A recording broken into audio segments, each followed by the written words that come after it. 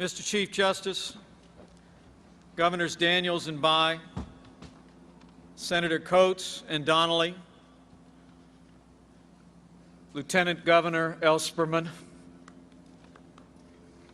Attorney General Zeller,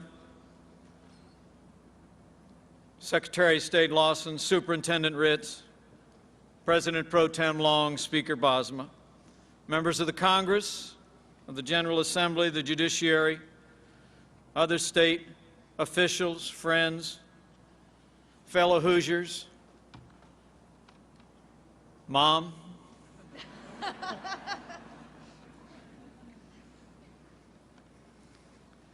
for the 50th time in our state's storied history, a new administration has peaceably taken office as a living testament to the strength of our Constitution and the character of our people.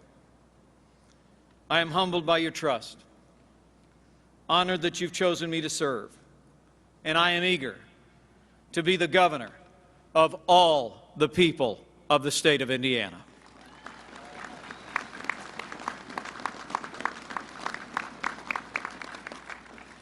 Young and old, city and country, rich and poor, we're all Hoosiers.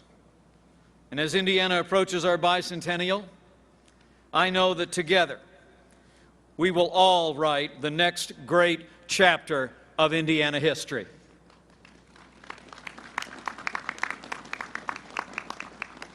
Permit me to begin by thanking God, whose grace and mercy have sustained us every day that we have served the people of this great state, and sustain us still. To my beloved wife, Karen, our children, Michael, Charlotte, and Audrey, whatever small contributions may flow from my public service are only possible because of your love, and I thank you from the bottom of my heart. And no one can assume this office without gratitude and appreciation for those who shouldered these responsibilities before. I am grateful to my predecessors. We honor them all this day. Governor Whitcomb, who looks on from home for his patriotism and individualism that exemplify Hoosier character. Governor Doc Bowen, represented by his wife today, whose caring bedside manner led a state through a season of reform. We honor the memory of Governor Orr, whose graciousness and vision began a season of education reform ahead of its time. We honor Governor Bayh, who joins us this day. His youthful energy and frugality defined Indiana for the 90s, and we are honored to have you here.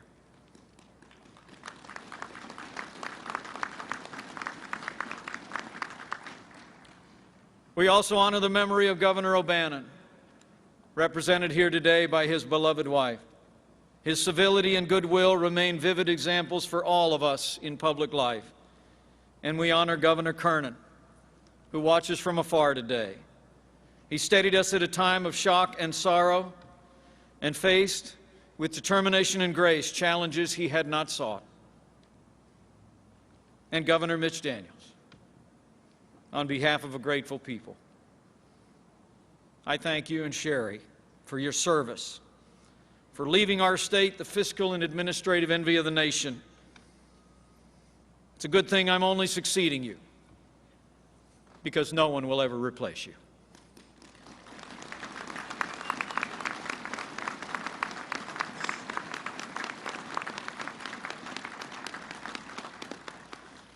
I accept the responsibilities of this office with gratitude and boundless confidence in you, my fellow Hoosiers. We have good government, but make no mistake about it. Our state is poised for greatness, and the core of that greatness is the people of Indiana.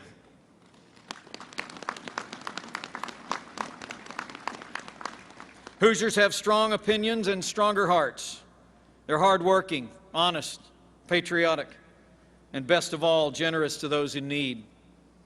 From the civility of our public discourse to the selflessness of Hoosier warriors defending us at this hour around the world, to the generosity of volunteers serving early morning coffee to first responders in Henryville, I have seen firsthand the goodness and kindness of our people manifest itself in countless ways. I say without apology, Indiana is the heart of the heartland because Hoosiers are the best people on earth.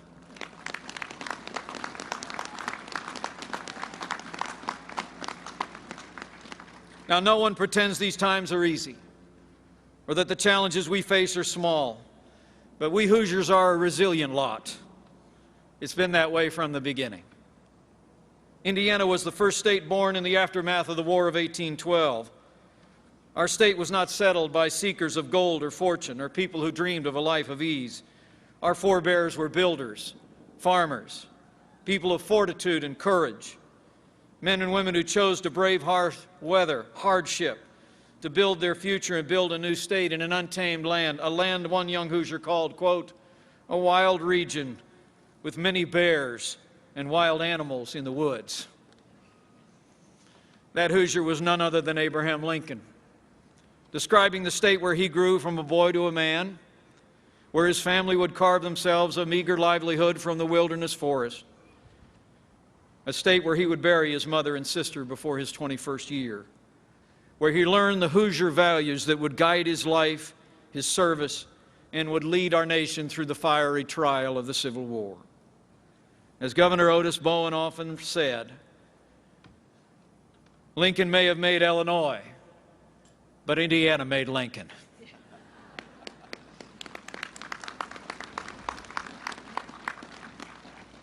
Our first state constitution was written under the shade of an elm tree in Corydon in 1816 by mostly ordinary men, common citizen, frontiersmen. In writing our state charter, early Hoosiers lit a beacon of civilization, hope, and freedom in the old Northwest Territory. 100 years later, that fact would inspire the design of our state flag. Crafted during the state's 1916 centennial celebration, our flag, as you can see, displays a gold torch on a field of blue, surrounded by an outer circle of 13 stars. Those 13 stars represent the 13 original colonies of the United States. The inner 5 stars represent the next 5 states admitted to the Union. And the largest star, positioned at the top of the torch, represents Indiana. Our flag signifies that at a time of uncertainty in the life of our nation, Indiana raised up a torch of liberty and enlightenment that banished the darkness, lit the way to the American West, and has become an enduring beacon ever since. For many Americans today is another, if different, time of uncertainty. It's a time where the disconnect between those who serve and the served has never seemed wider, where the common sense of everyday people seems absent from public life. But not here in Indiana. Indiana has chosen a different course. Because of our leadership the past 8 years and the service of thousands of dedicated public servants, Indiana has emerged as a torch of fiscal responsibility, innovation, and reform admired across America.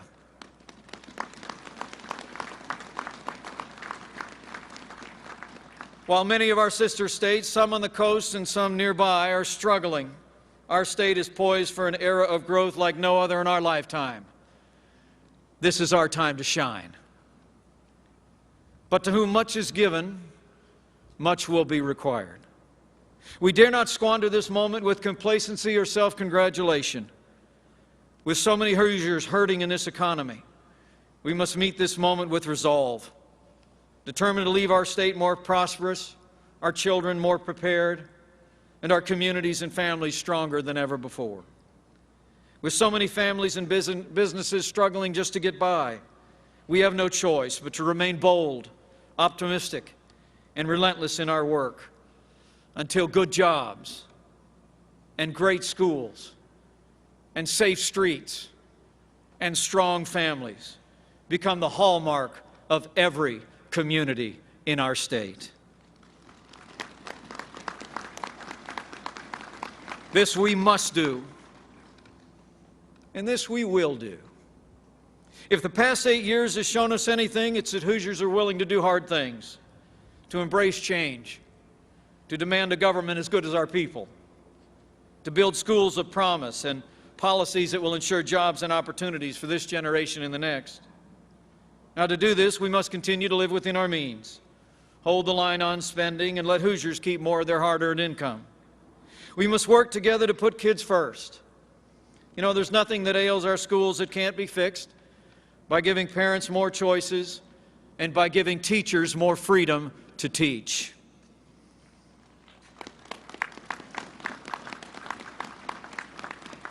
As my school teacher wife often reminds me, Indiana has the best teachers in the world.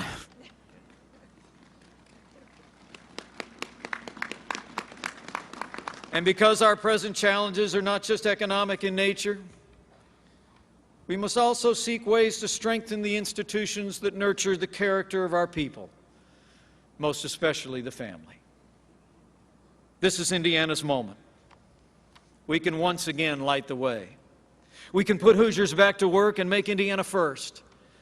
First in job creation, first in education, and first in quality of life. Each of us has a role to play. Each of us has a torch to light.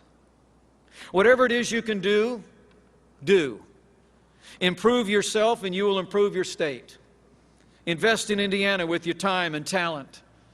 Tell Indiana's story. If you have a job, work at it as never before. If you serve the people, serve with all your heart. If you can build a business, do. If you can start a business, try. If you have a dream, no matter how large, reach for it. Make your community a better place to live and we'll all have a better life. Raise a child, read to them, and teach them they live in a place where dreams come true. Because they do. As legendary Hoosier John Wooden said, make every day your masterpiece. Do your part and I promise you, we will do ours. Together we will build a more prosperous future. Together we will open doors of educational opportunity for all of our kids. Together we will approach our third century with confidence. And Indiana will again become a torch of opportunity and hope, inspiring our people and inspiring our nation. The time is now. The air is cold. So let's get back inside and get to work. Indiana's best days are yet to come. Thank you. God bless you. And may God continue to bless this state we love.